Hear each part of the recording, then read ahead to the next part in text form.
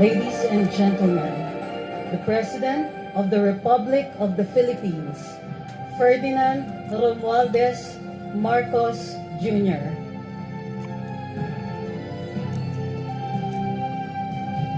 And the First Lady, Attorney Luis Araneta Marcos.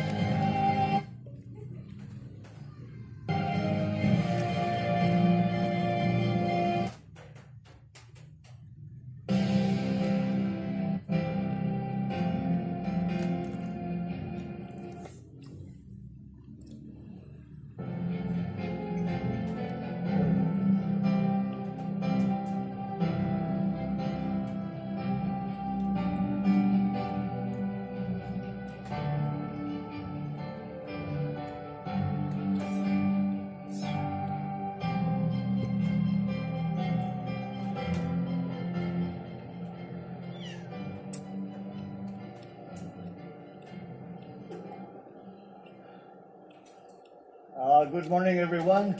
Please take your seat. I'd like to greet, of course, Vice President Sara Duterte, House Speaker Martin Romualdez, members of the cabinet, Representative Antonio Calix, is he here? Oh, there. Hindi kita nakita. I'm sorry. The AFP Chief of Staff, Lieutenant Bartolome Vicente Bacaro, and the other major service commanders, Pasay City Mayor Imelda Calixto Rubiano, of course, our First Lady, Luis Araneta Marcos,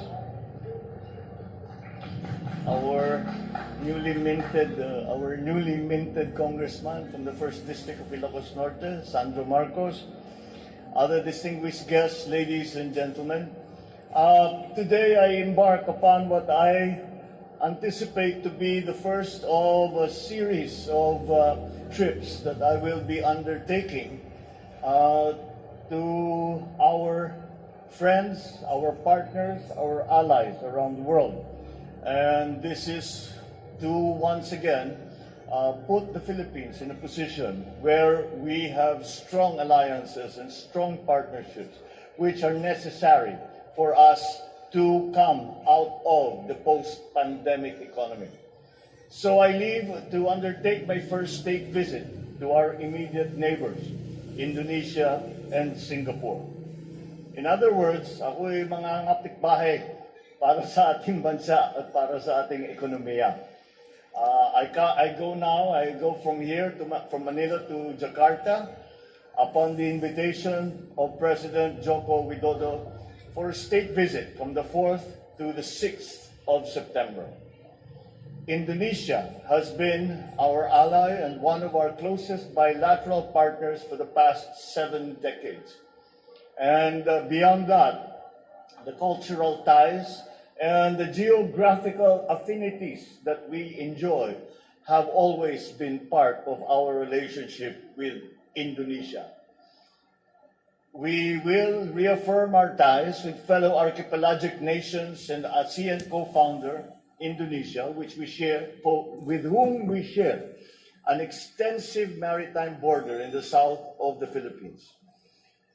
During my visit, the President Widodo and I will be meeting for the first time, and we'll be discussing the current state and the future as we see it of the bilateral relationship between the Philippines and Indonesia and the changing global geopolitical environment. We will also witness the signing of several agreements between our two countries, covering important areas of cooperation. These are agreements on defense and security, on the creative economy, the culture and culture, and our foreign ministers look forward to signing the Philippines-Indonesia Plan of Action for the next 5 years, which commits our two countries to projects and activities covering the full range of our bilateral ties. Beyond that, we will also be seeking the partnership and the help of our friends in Indonesia, from the President, and for our friends in Indonesia for investment in the areas where we see they can be of assistance, especially in the critical areas as we have identified them in agriculture and in energy. Likewise, upon the invitation of President Halima Yacob, Singapore is home to 200,000 Filipinos, and as ever, they make us proud for their contribution to the economies of Singapore and the Philippines.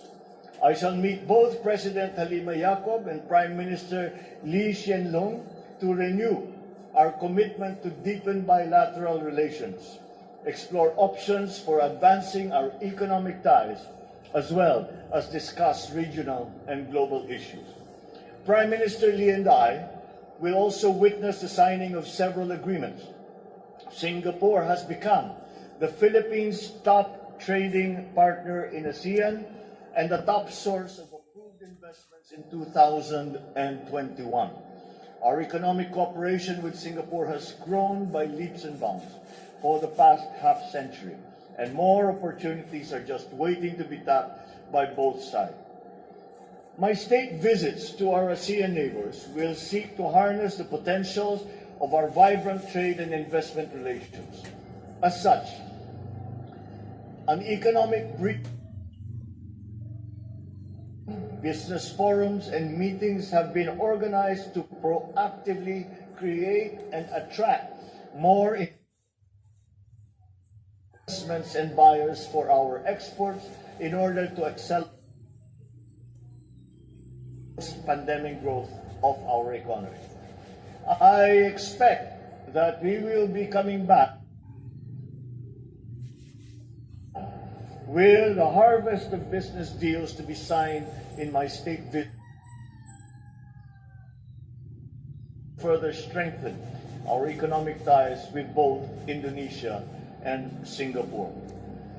These are all these initiatives that we will undertake on these state visits are very much in line with all of the priority areas that we have identified: the agricultural sector, the guarantee of food supply, the guarantee of prices, food prices that are affordable to ordinary Filipinos, the long-term plans that we have for energy, the long-term plans that we have for our emergence into the new global economy. We have a full set of meetings and much work to accomplish during this trip, but it will not be complete without meeting our kababayans in Indonesia and Singapore. And I look forward to sharing with them our commitment and plans for enhancing the government's efforts to protect the rights and ensure the welfare of overseas Filipinos.